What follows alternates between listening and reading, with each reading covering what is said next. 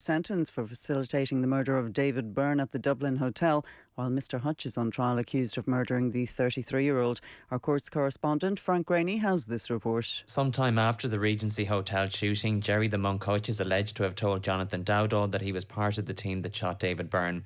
The prosecution further claims that Dowdall drove him to Northern Ireland on the 20th of February 2016 to meet Republican contacts, and that during another alleged car journey on the 7th of March 2016 their conversation was recorded.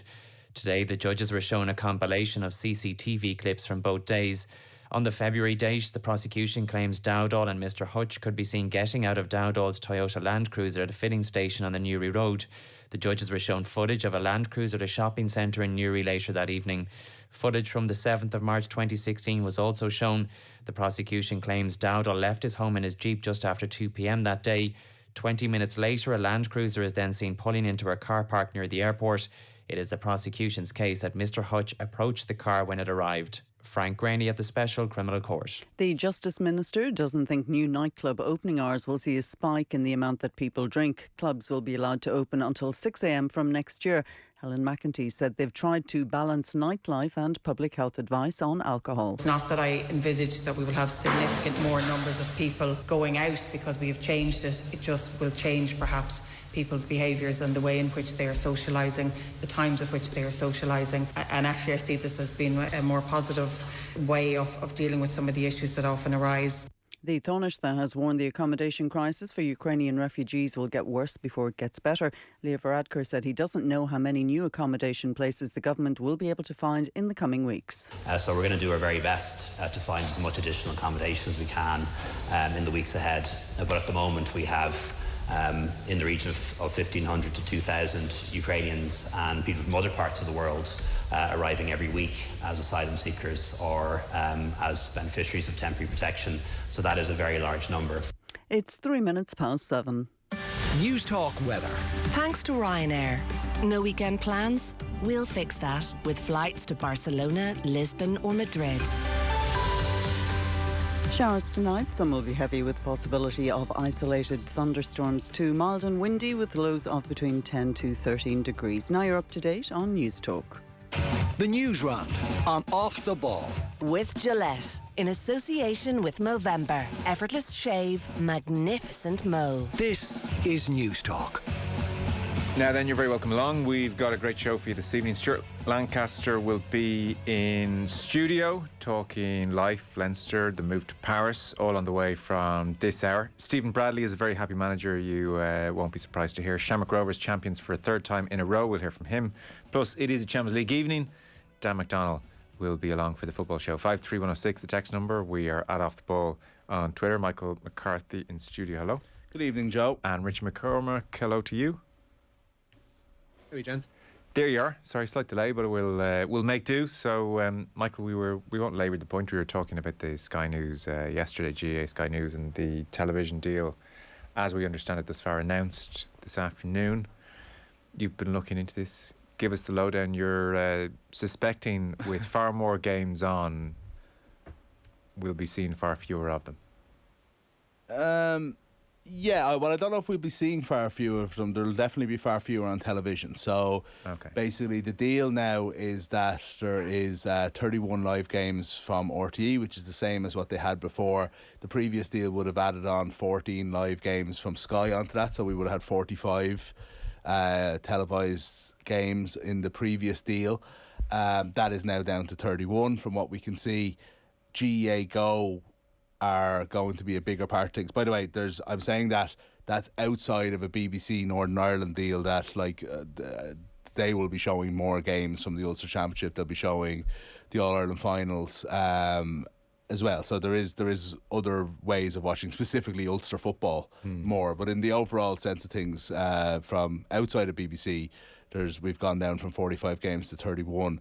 But it was just very surprising to me that we didn't increase the amount of live games available in the television deal, even just with RTE. Now, the condensed season is definitely an issue there, because when are you going to put the games on? But ultimately, with the Tailteann Cup in, with the round robin in football coming in, obviously the round robin and the hurling still going, you've gone from basically 60 games in the championships to over 90 in, you know, the last few years since the last TV deal. So there's obviously more scope for games to be on. Look, we have a second highlights show on RTE. That's obviously a positive. There's lots of good in there. But I suppose the question has got to come to, what way do people see the GEA go? We don't know the details of it. They've at least Sky's 14 games plus more, which they've obviously, you know, we've had some games there in the past. So how much is that going to be? Is it going to be pay-per-view? I'd imagine there will be at least that option. I would also imagine there'll be a package option. We don't know how much that's going to be yet. We also don't know what the service is going to be. Will that step up in production? You know, Alan Milton has been from the GEA has been talking today about the GEA seeing themselves more as a media option in themselves. You know, which is you know, is an interesting angle for them to take. But obviously, it's a lot of sporting organisations are going down that road, and the GEA have taken a leap. It's an interesting one. I think it's a brave one too. You know, because you know it does lead us with just streaming has become a big part of the new media deal, and you know, ahead of like an awful lot of organisations in that regard. But considering there was so much uproar about, you know, as somebody called it, the proverbial owlad, as somebody have put it on Twitter today, you know, the person who is going to struggle to see games on Sky Sports and all, like, streaming is a whole new world entirely for that. And also, if things remain as they were, and again, we don't know the cost structure of this yet, that's yet to come out, but if they remain as they were, it's going to be more expensive than the Sky situation to see the same amount of games. What's good value for money? I don't know. Put me on the spot there. What do you think is good value for money? Like, I would imagine if there is these 14 live games that we're talking about, plus another 20 or so available, and you have a season ticket, for want of a better word, for 50 or 60 euro. I think that would end up being very good value. Yeah, it's and you would end up €2-3 having a lot more than you had in previous things. Whereas if you're just talking about picking and choosing between games you want and maybe paying 10 to 15 a go, then I think you get up to your cost pretty quickly and you see a lot less games. That's just the way I kind of see it from outside looking in. Yeah, we'll see how it all plays out. I mean, I would think for lots of people, the bigger games will be on television, and then the games they will seek out will be their own county, for instance, and that might amount to 1, 2, 3 matches before those games start being on television because they're of a certain seriousness. It's interesting, actually. A lot of people kind of I was talking about this on Twitter earlier, and a lot of people came back with, look, there's the ability to pick and choose here, which, you know, is a good thing. And I suppose for the individual county, if your game is going to be on GEA Go, that is a fair point. If you can't make it to the game, at least you're going to have an option to see it.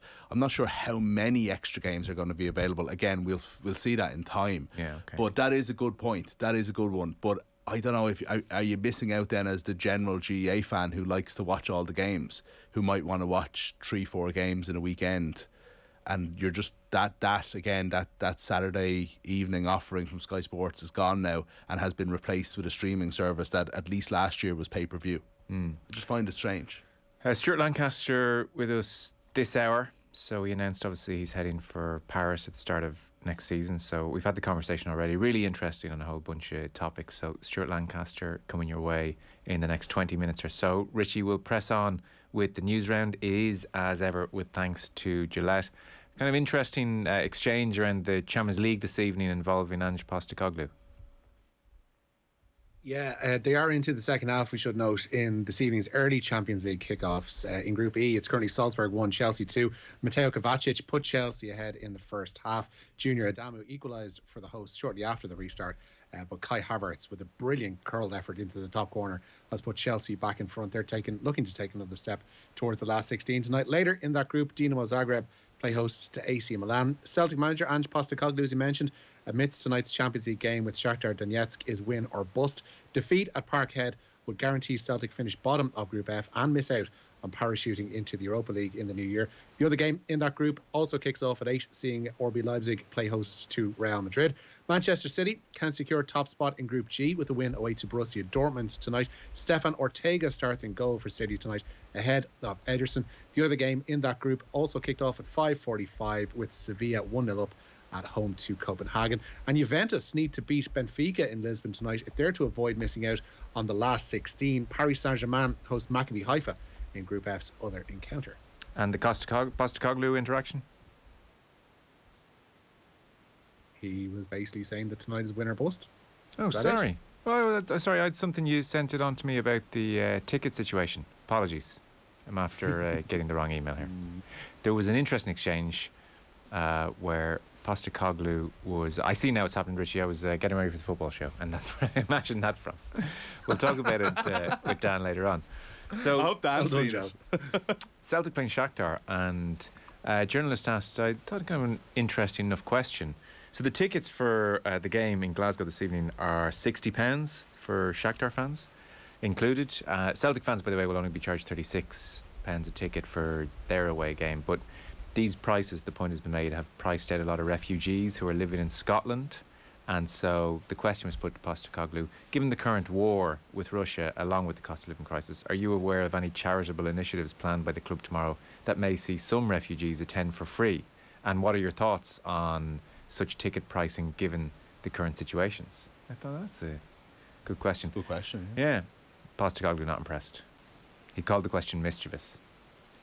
He said, I respect the question. You obviously did a lot of research, but you would have also realised before asking that question how much time and thought process I have in the ticketing when I am preparing for a Champions League match, which I sort of, that's a fair enough point. He's not in charge of ticketing.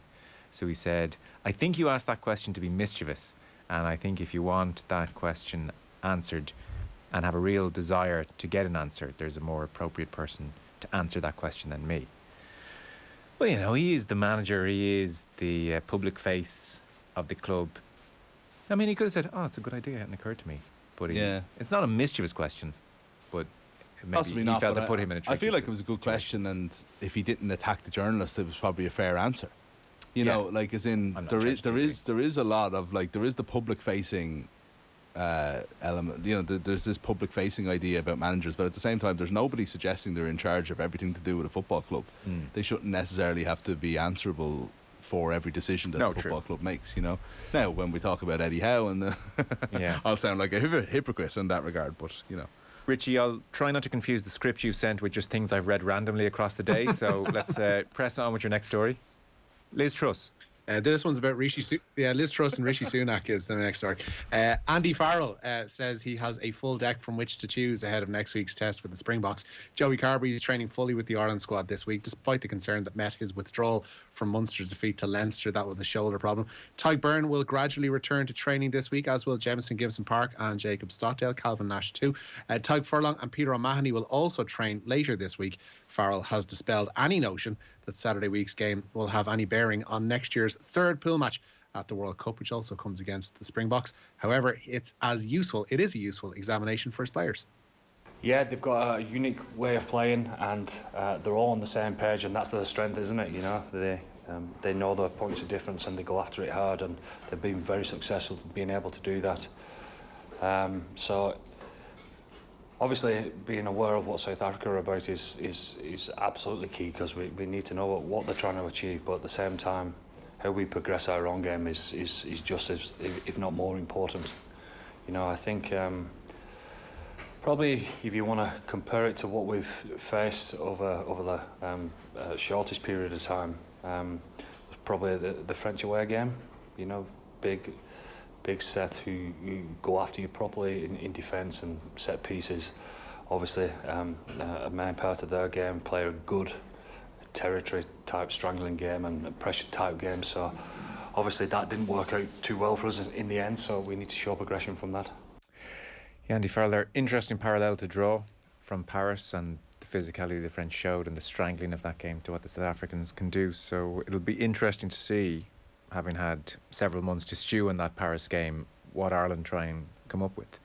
As for the point, to what extent it has a bearing on the World Cup next year, it's hard to know. I mean, Clive Woodward would have talked about winning in New Zealand ahead of the 03 World Cup as being fundamentally important. Can Ireland still hope to beat South Africa next year, even if they lose at home in Dublin? Yeah, of course, but there'll be some sense of belief chipped off, I would think, if they lose, especially in Dublin. I think a lot might depend on the game. A lot might depend on what South African team turn up. We've seen South African teams in November in the past that shouldn't have used the name. Springboks. You know, that's not going to happen this time. So they've rotated a lot this year, even just in the Rugby Championship. You would presume Ireland number 1 in the world, South Africa number 3 in the world. They fancy making a statement of their own. You'd have to think so, but again, I just think we'd have to see how the game goes and what kind of a team Ireland have out as well. You know, and maybe it's time that Ireland, for don't worry about results, but we don't want to be going into the World Cup, but like we did last time when everything just suddenly turned. The 6 nations beforehand, that we could never find that form back. So I don't know. It's such a weird balancing act, but I think that New Zealand last summer will have more of a bearing no matter what happens than whatever happens this weekend. Okay. Or this November. Yeah. Because ultimately we've beaten South Africa before. It feels November. I don't know. These home tests, I suppose, don't seem to have that same test element. Not as applicable to future. And going and winning in New Zealand, having done it in Australia a few years before. Ireland have kind of done everything now except the World Cup. South Africa won't change that. Yeah. I still think it would do absolutely no harm to go out and be, what I'd love is Ireland to win this game like 15-12. Low scoring, hard hitting, South Africa giving it all, and Ireland eking it out. Absorb the physicality and live with it. Yeah, exactly. So we've got Wednesday Night Rugby tomorrow, and we'll start talking November increasingly from here on in. Meanwhile, Richie, Stephen Bradley, he was watching another game. It seems he was at the Shelbourne game, I think, as word came through.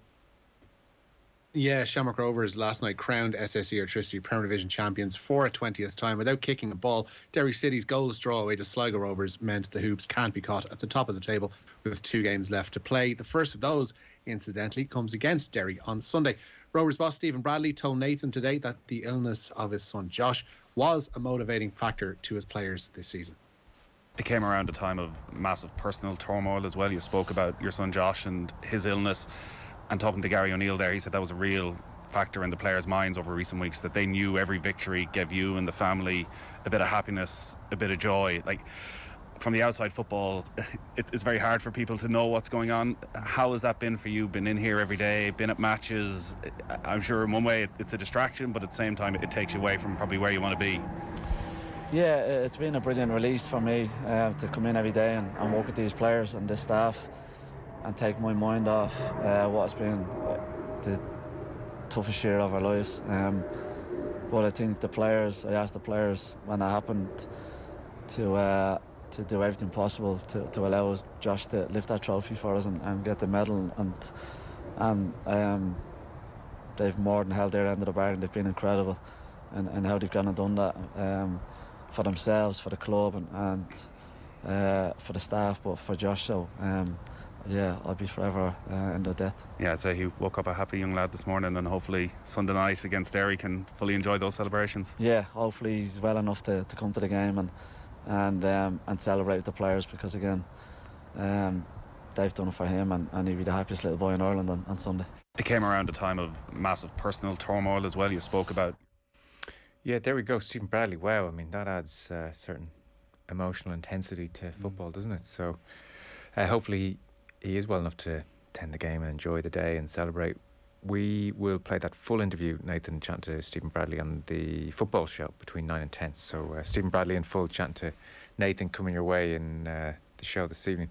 We're going to take a very short break. Mick and Richie staying here. Newsround continues, and then Stuart Lancaster this hour as well coming your way.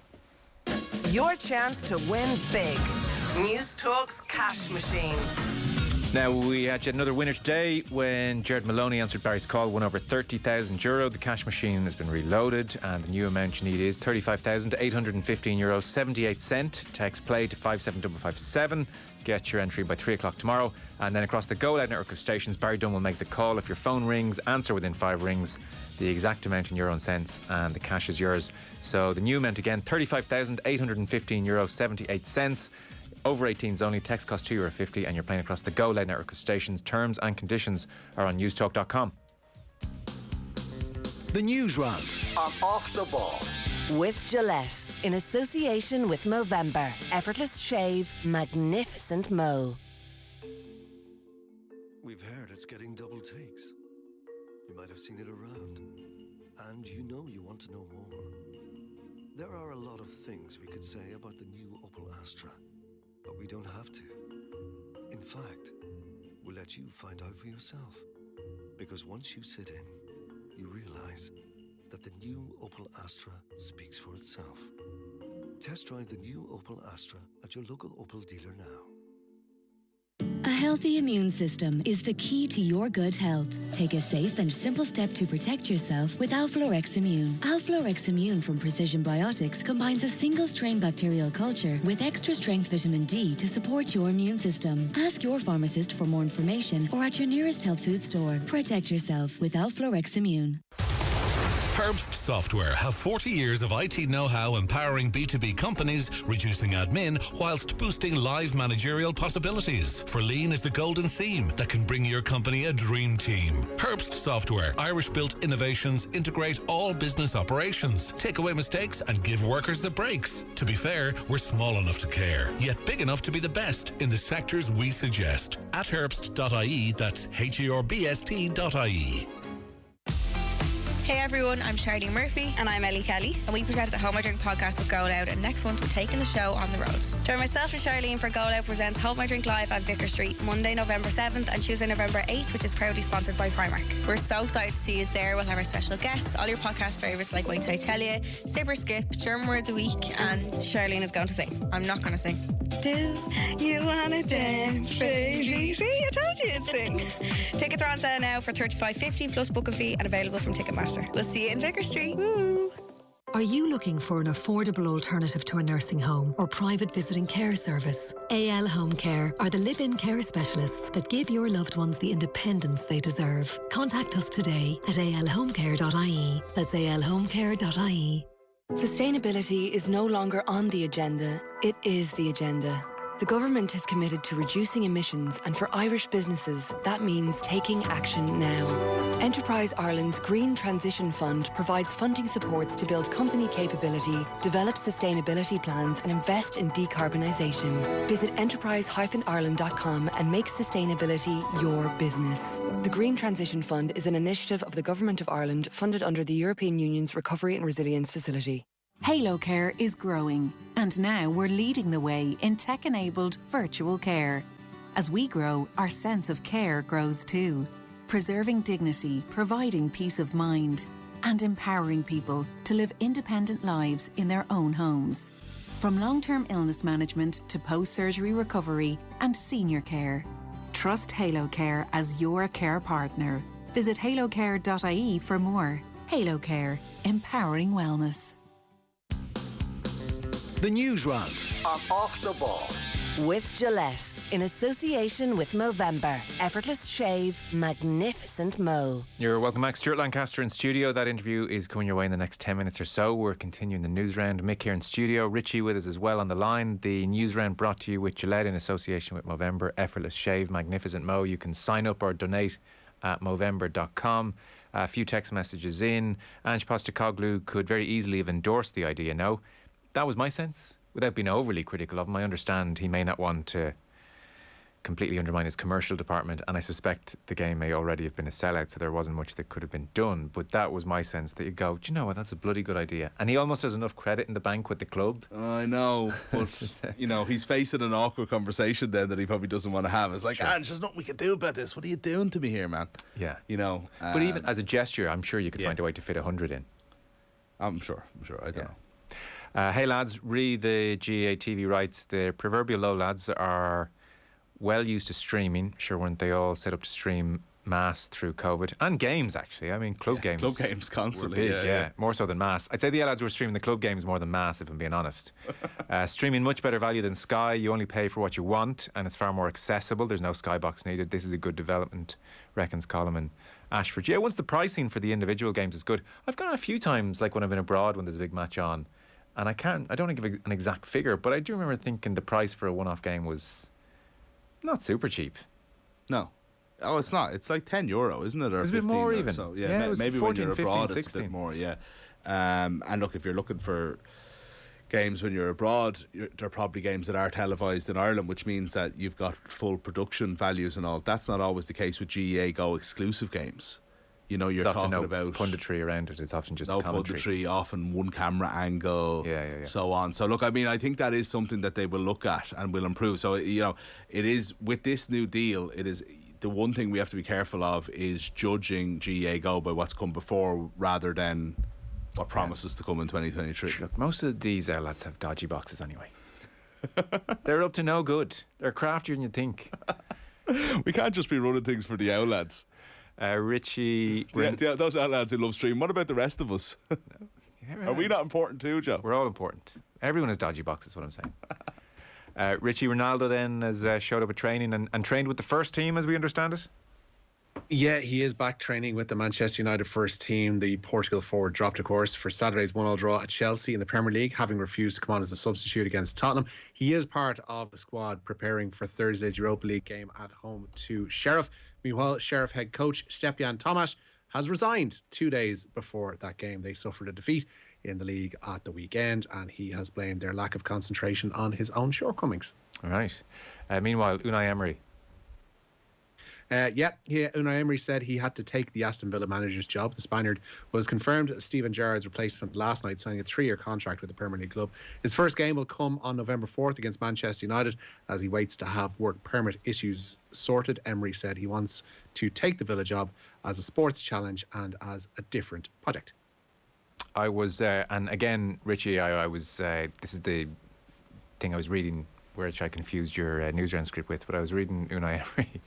And, you know, it's kind of interesting. He was very aware of the ridicule of his language problems. Because even, you know, it hasn't been forgotten. Like, Gary Lineker tweeted, like, welcome back to the Premier League and a very good evening.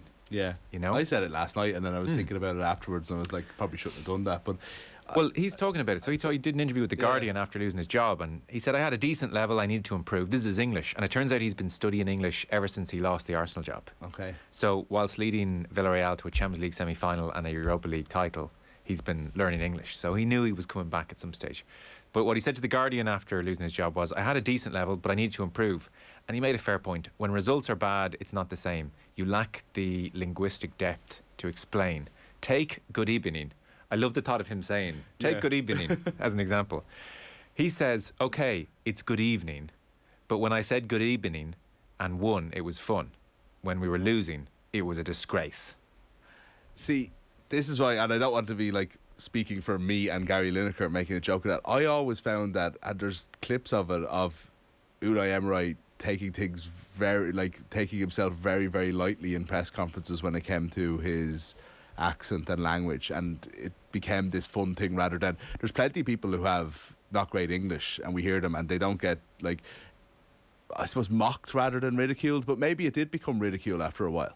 You know, maybe it was something that kind of like veered towards it as soon as things started to go poorly at Arsenal and probably became less funny and more problematic, possibly. Well, I think because everybody is on the outside and always looking for reasons as to why something is going wrong, it's one of the few visible aspects they could hone in on. Whereas they don't. I mean, for all anybody knows, on the ground with the team, it may have been something else. Like it's not that they found him difficult to listen to, I suspect. But I did hear this in like real analysis during the Europa. No, but I'm saying I don't know where it came. It was probably nonsense.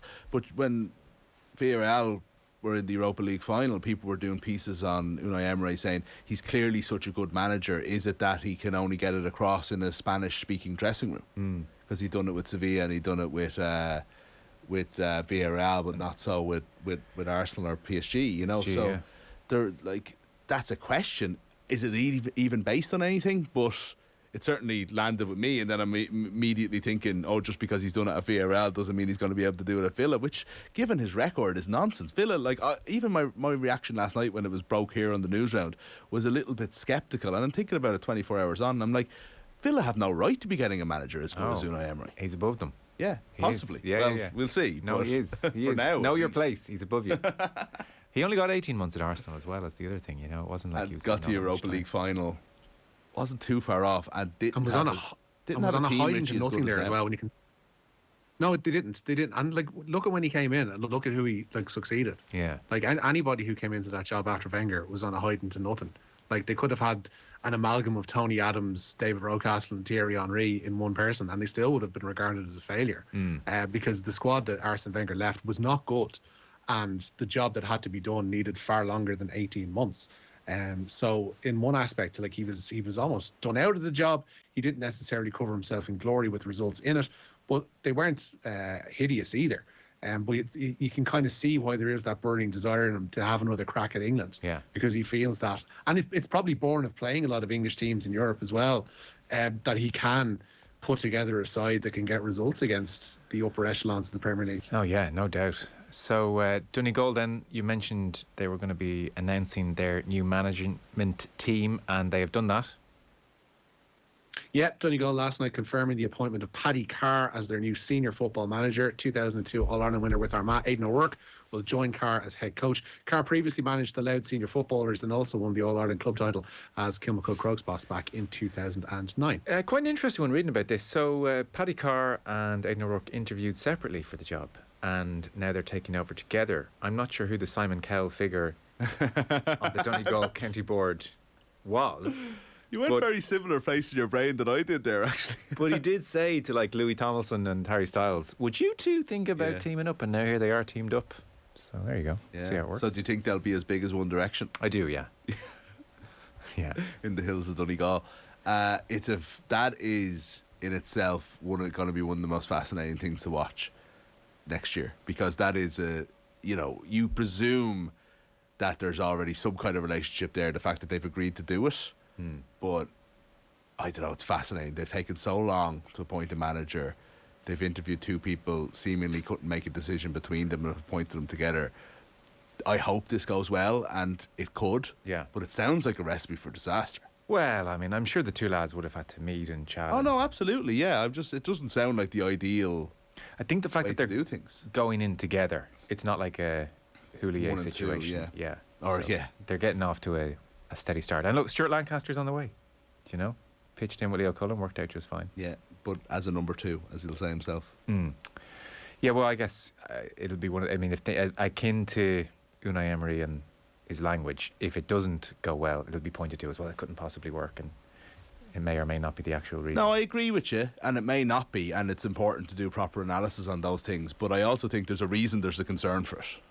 If it does come back. Now, look again, it's taken so long. I hope that they've got the right appointment. I don't see any reason that it won't work. Yeah. I'm just saying that I'd be immediately going, ooh, yeah, that's an interesting twist. We know so little, you see.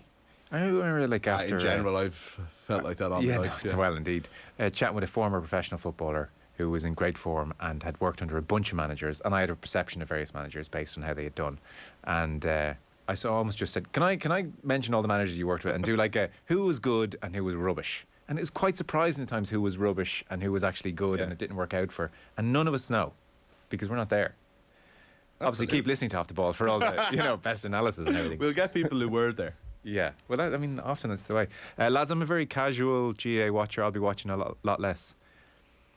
I don't know if you're a very casual GA watcher, though, to me that would suggest you just watch the bigger games. So why are you going to watch less? You probably weren't watching on Sky Sports anyway. Yeah, maybe you were, maybe you already have it. You have a football subscription or whatever, but RT are still showing, like, I don't think that 31 is sufficient for the amount of games that are in the championship at the moment. It is still a huge amount of games. Well, over 3 months, 31 games. Yeah, you can have your fill. All the big games are going to be on. There are going to be games earlier in the season that are going. There's going to be, choices made that people are not going to be happy with. We are, and the wider BBC network are going to get finals as well. That was a footnote to the email too. Yeah. That not only will BBC and I have the Ulster Championships, that they'll be shown on the wider network. How that manifests itself would be interesting to see. I know. But BBC, in a grand sense, is going to get the viewing of an All Ireland final, which is going to be the Joey Barton tweets 10-fold. I know. Yeah. I mean, BBC Two being talked about as showing All Ireland final, so I don't know. That'll get an audience of at least 2 million. Oh, if it's BBC Two, it's a massive thing. If it's BBC Four, sure, or online. I saw BBC Two reported today. Okay, in various places. So that's pretty interesting. Fellas, we're out of time. Richie, thanks very much. Nice and lads. Michael, thank you. Cheers. We'll take a short break. Stuart Lancaster in studio next. The Newsround on Off the Ball. With Gillette, in association with Movember. Effortless shave, magnificent mo. Go full Lidl and make sure there are no tricks at your house. Only treats with this huge haul of sweeties for just $4.96. Go Happy Bears only 99¢, chocolate lollies just $1.19, Snacktastic Monster Claws $1.49, and good old Henry Hip